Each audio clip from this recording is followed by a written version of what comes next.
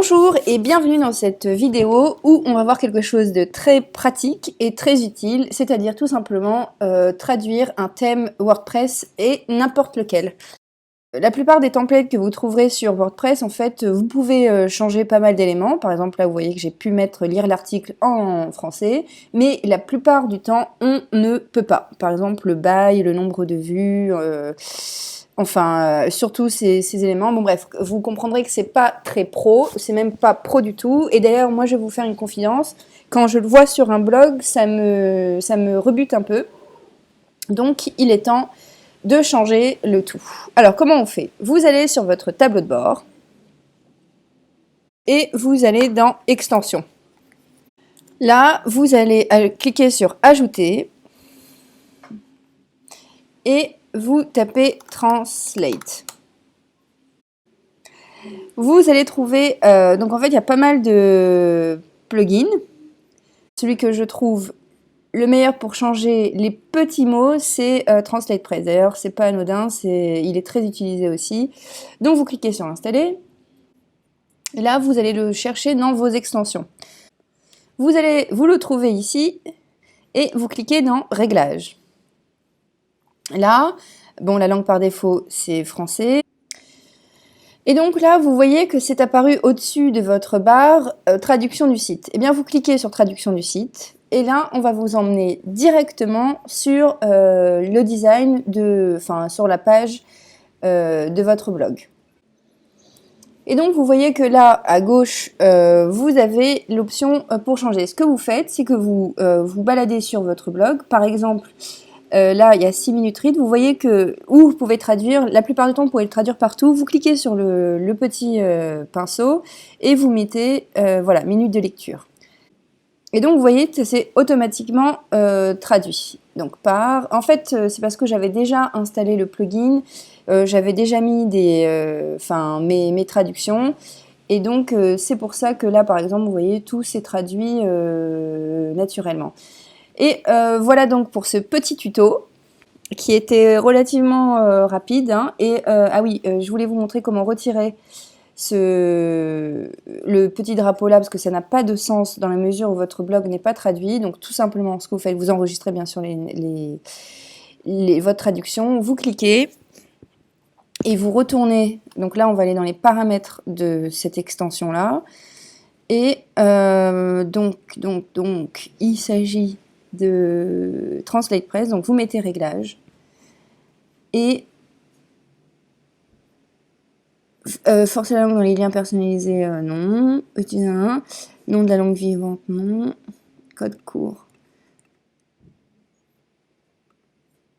Alors, il faut savoir que j'avais installé TranslatePress. Comme vous avez vu, ça marche très bien. Si je l'ai retiré, c'est parce que ça marchait pas forcément avec mon domaine, avec ma template. J'ai eu quelques problèmes, donc je l'ai désactivé. C'est pour ça que je vous montre une autre extension qui est valable pour moi, même si il faut dire que j'adorais l'autre extension. C'est pour ça que je voulais montrer d'ailleurs. Donc là, on va reprendre avec l'autre plugin qui me semble qui est le plus intéressant pour moi, qui est Loco Translate. Sachant que l'autre, vous pouvez laisser avec votre thème. Et moi, je vous ai dit, j'ai eu des problèmes avec, de débogage notamment. Donc, c'est pas du tout intéressant. Même s'il était assez léger et facile à mettre en place. Donc, le plus important, c'est de traduire votre blog avec un bon plugin et n'importe quel thème. Et on va le faire donc avec Loco.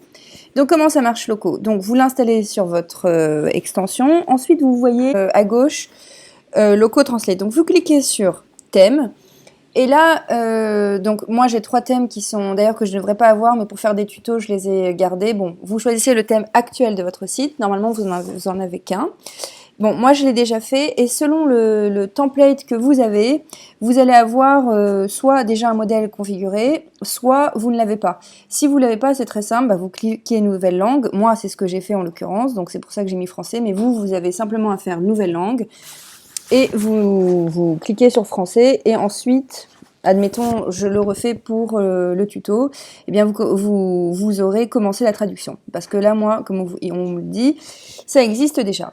Donc, une fois que vous y arrivez, tout simplement, vous allez arriver directement sur cette page. C'est donc les mots de votre thème que vous pouvez changer. Alors, je vais vous montrer en direct live. Donc, admettons là mon thème. Bon, bien sûr, pour le tuto, j'ai changé par exemple ça. Mais disons par exemple, le partage n'est pas précisé. Alors, qu'est-ce que je fais?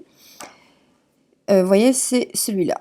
Alors, faut garder le pourcentage parce qu'en code informatique, ça va simplement traduire le nombre de partages que vous avez. Donc, vous avez la version singulier, ici la version plurielle. Donc, faites partage. Et, non, vous refaites un copier-coller et partage au pluriel, donc avec un S. Vous cliquez sur enregistrer. Et là, vous devriez normalement le voir, mais vous vous dites, ah, je le vois pas, même si je rafraîchis la page. Ben, c'est normal, c'est une question de cache. Alors moi, j'ai un plugin exprès pour le cache, mais vous pouvez le faire si vous avez un Windows. Enfin, déjà, je pense que c'est bien d'avoir un cache, un plugin, c'est pas long à installer. Et vous voyez que là, ça s'affiche directement. Donc on va un peu tout changer. Donc je vais le faire rapidement devant vous pour que ce soit, par exemple, ça, c'est pas du tout possible. Donc bien,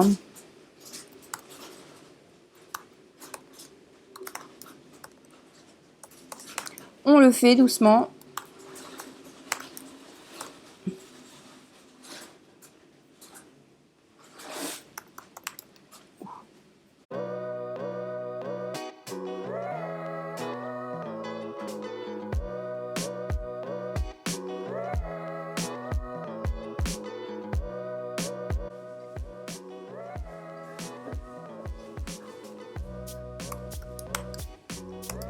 Alors, et en plus, il y avait une faute, c'est ça qui est fou, dans le code, dans la manière dont c'était écrit. Incroyable.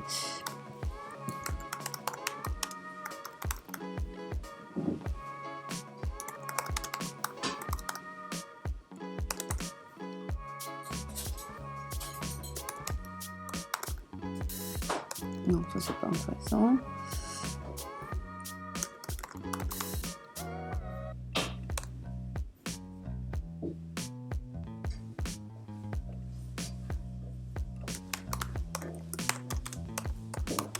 Donc voilà, prenez le temps de le faire manuellement. Vous avez qu'à le faire une seule fois dans votre vie, donc c'est plutôt intéressant. Moi, je traduis que quelques mots, hein. Les plus importants en fait. Ah oui, je cherchais aussi cette phrase.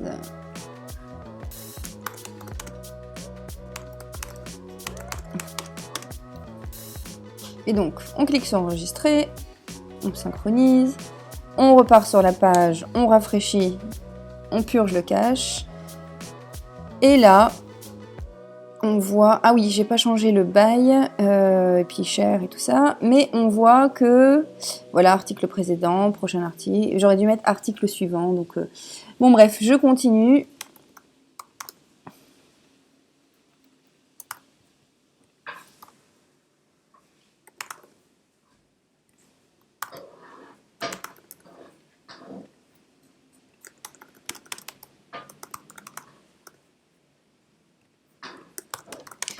Donc bref, je ne vais pas m'attarder plus longtemps sur cette vidéo tutoriel donc, qui vous expliquait comment traduire votre thème WordPress. Je sais que c'est une question qui revient tout le temps.